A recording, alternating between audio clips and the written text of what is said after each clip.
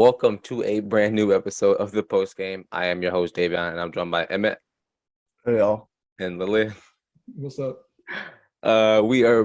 How y'all doing? Good. Oh, good.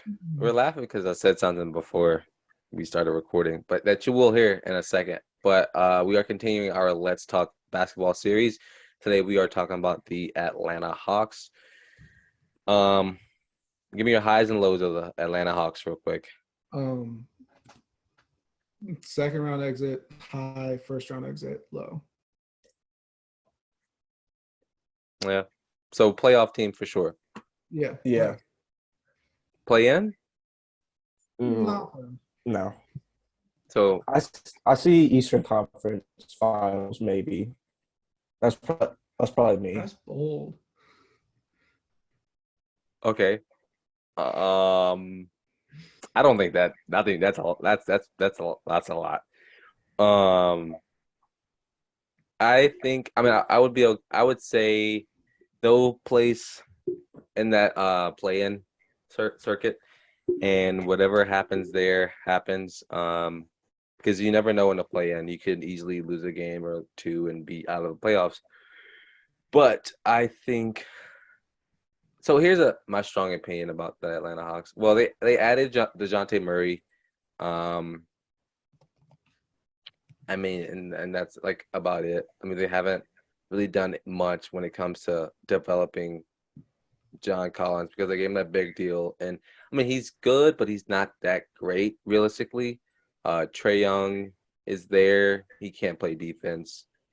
And I feel like he's just declined. I mean, not that he's declining, but I feel like he isn't what this Hawks team needs. And they just, for some reason, I just feel, this is my personal opinion. Trae Young isn't the best. Like of course, he averaged 28 points last year, which is pretty good. But when it comes to like a team and like leadership of a team, I feel like he just isn't that guy. And I feel like the Hawks just don't have a leader right now. I mean, I mean, Nate McMillan is a great head coach, but I mean, can he rally these guys? Because I feel like when it comes to the Hawks, it's like they get hot like in times where it's like not needed. Like was that like Eastern Conference final from 2 years ago like appearance, was that a fluke? I would say yes. Because like I mean they just showed last year that they can't get back there. I'm gonna humbly disagree with you. Okay. I don't think it was a fluke at all. And I'm not saying I think Trae Young is that guy, but I think that he's a piece on a contender. And adding DeJounte Murray helps with that defensive backcourt. He can pick up anybody that's not a center, basically. And I think they got a good defensive center, Clint Capella, great wings, great shooters for Trae Young to penetrate and kick out to. And I think they expose the 76ers and their flaws. And then, gosh, they almost they took the Bucks to 6 games and Trae Young was injured in one of them. And so I think that was one of the things where they were also kind of injured that year, and they were injured last year. But the scouting report, I'm sure was kind of tough to gauge because on Bogdanovich would go off one night, and then DeAndre Hunter would go off the other night, and you get a 30-piece out of John Collins. So I mean, everyone would know to guard up on Trae Young, but they had a lot of guys that could step up and put in 20 points on a given night. And so I think they could be similar to that Eastern Conference team this year. That's me. I think that. Yeah, go ahead, Lillian. I see what you say. When Trae Young is definitely a piece on a contending team. I don't think he's the first piece, but I think he definitely is a piece. My issue with Trae Young is just when you actually look at it, he'll give you 45, which is cool, but then he'll go and give up 40. And he defensively, unless it's just a total liability, he's and I'm not saying that he could have the best defensive IQ in the league, have great ball hawking skills, and he still would be a bad defender because he just doesn't have the size to defend. He's just too small. There's nothing he can do about that. That's not his fault, but he just is. And what was I gonna say? I just think that unless Trae Young is scoring at high volume, high efficiency, he's hurting your team because we saw what happened against the Heat. He turned into the 8th man off the bench offensively, and his defense didn't get any better. And so the Heat just attacked him and attacked him. So he's playing tight on offense. He's playing tight on defense. He's too small, and he overall hurt the Hawks. And also, yeah, I think that the run they had the year before was a bit of a fluke. I mean, so when it comes to Trae Young, like you just said, Lillian, he's just not an efficient player. I mean, he jacks up shots. Yes, some will go in. Yes, a lot don't. But I just looked, like they lose Kevin Huerter. Mm-hmm. I mean, because where did he go? Because he was, I mean, he got streaky from time to time as well. Sacramento. Yeah, he's in Sacramento. All right. Yeah, I guess for Justin Holiday, and that other trade that they were in. But so DeJounte Murray in San Antonio, he was their primary ball handler. Does he get the ball more or less? Less. Trae Young's your offensive weapon. DeJounte Murray is not.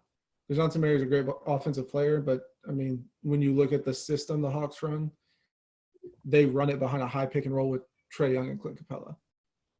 And that's not as efficient or as useful if you have DeJounte Murray. Because no matter what efficiency Trae Young is shooting from three, teams will still guard him at half court for whatever godforsaken reason, because maybe he goes off.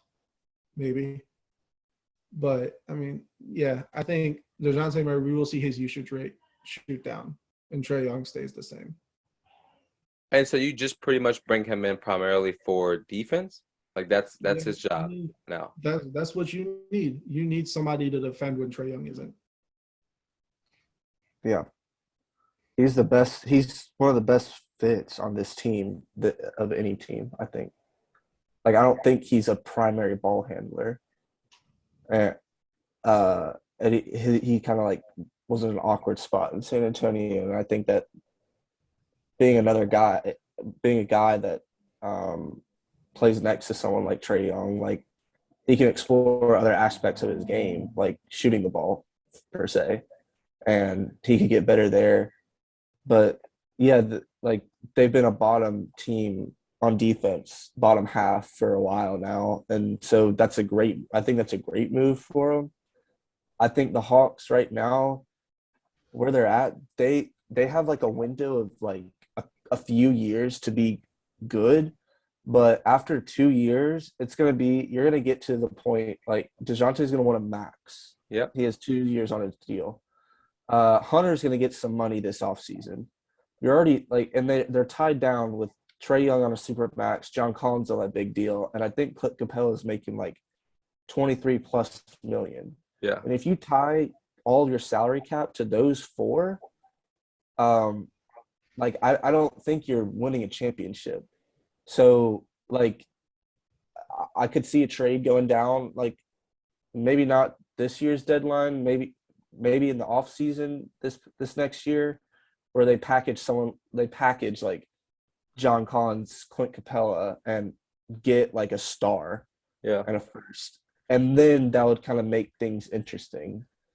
Like hell, I think they could trade for KD. Like I just think they have a window to win, and it's now. Because if not, then you're going to tie this money down and kind of probably be in purgatory like the Jazz have been in the West for a while. So I think this is their time to make something happen in the Eastern Conference, and I think DeJounte Murray is a good start, but isn't the end product. And yeah, go ahead. I think that a team, when you look at the Hawks, I just checked 26th in defensive rating in the league and adjusted defensive rating. you look, and a lot of that, could very easily fall back on Trae Young. So you look, when you see what they did in the offseason, you sort of wonder, obviously getting DeJounte Murray is a good idea, but why don't you go after guys like Gary Payton, right? A 6'3", I think, defensive guard. So he's going to provide you size. He's one of the most athletic guards in the league. He will provide offense. And he's proven what he is. Not Trae Young level, but he'll provide offense. He's going to be one of your best defenders. So I do sort of wonder what the Atlanta front office is doing, because going out and getting one defensive guard doesn't fix all of your problems. Mm-hmm. It barely fixes the problem, because what happens then once DeJounte Murray's off the court taking a breather? You see the same old Hawks team we've been seeing, and you don't have Kevin Huerter to fall back on if Trae Young's having an off night. Yeah, and so and when what this team is like there's one superstar, and we all know in this league you're gonna need 2 to 3 superstars to win a ring, in my opinion, because the system players that they have right now, they don't have a good, the system isn't good enough. You know what I mean? Like it's just not there, or it doesn't work enough for them to be able to extend into the playoffs. Because DeJounte's he's an addition, but nothing of high caliber or high volume. And Trae can only do but so much. And so once you figure out where their idea is, I think, like you said, Emmett, I think John Collins will be traded, because in my opinion, he's good and all, but he's not when they gave him that big deal, it was nuts to me. I didn't think he deserved it. And so and for him to be averaging 16 points a game, and it's 16 points, but it's lazily. It's not something that is adding to our overall goal. And so until they figure out what that overall goal is, until they figure out a different system instead of just a pick and roll with Trae Young and Clint Capella, they'll be stuck, because it's one-dimensional and it's very limited. Yeah, I think John Collins was one of those players when he was young, first couple years in the league. I was really hoping he'd turn into something really good, like a Blake Griffin. But I think that over time he has become, and I might get hate from Sixers fans or Hawks fans for this, but the Tobias Harris of the Atlanta Hawks. You're paying him more than he's worth. Mm-hmm. He's not giving you what you need from somebody getting that amount of money. I agree. I completely agree. It just has not been. It's just not. It just hasn't been productive. He's just not a very productive player at all, in my opinion. And until the Hawks organization figures it out, or until because who knows? They could be building a package now to go get them another superstar. Yeah. They have pieces. They could easily do that and still be fine. They've got young guys, Okongwu, Jalen Johnson, AJ Griffin, who they just drafted, can come in and play significant minutes. And that's okay if you're bringing in another superstar or a star. Yeah. And they have a lot of equity. They literally they have more than enough to make moves. And I don't know what they're afraid of for making these moves, but until they pull the trigger and figure out an actual plan and what's going to work for them, they will, in my opinion, be limited. They just can't really get over that hump. And so,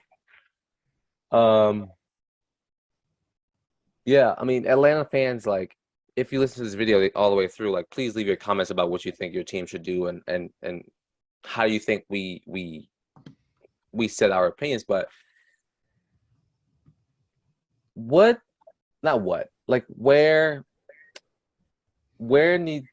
does it need to go to first? Who needs to be moved? What doesn't work for them right now? I think they're a deadline team. I think they got to see. They got to go with this core first. Yeah. With DeJounte Murray and see how it's working out. So I think it's a little too early to tell. But my guess would be one of the front court members. Yeah, I think that unless John Collins gets back to his 20-10 self that he was a few years ago, which is a really high bar for him, I would expect him being traded at the deadline. You have Onyeka Okongwu behind him. You still have Clint Capella Manning down the middle. So I mean, they signed Frank Kaminsky, who I know. I mean, he can average double digits. I'm still not super sure why they signed him. I was when I saw that, I felt like that was a bit of a random signing. But yeah, I think there's not a lot here that can be traded for what the Hawks might want, but John Collins definitely can be. Yeah, I completely agree. I mean, John Collins can go. DeAndre Hunter can go. Bogdanovich, I think he can stay. So it'll be hard to find a suitor for his deal. Yeah, I mean, and it's the contract. So, I mean, and same with John Collins. Like maybe Indiana go after John Collins, something like that. I mean, but I mean, they traded Buddy Hield to Atlanta for John Collins. I mean, that's not bad for the Hawks at all. But it's just a matter of them wanting to pull a trigger and like remember that. I mean, I know people like hate this statement I'm about to say, but Oh boy. at the end of the day, the NBA and the NFL, it's a business. Like, and whenever you're not providing or like that business, like it just isn't working, you have to make changes. And until they make changes, I think the like I just said, the Hawks won't get over that hump. But I mean, that's all I have. Any final thoughts y'all have? No.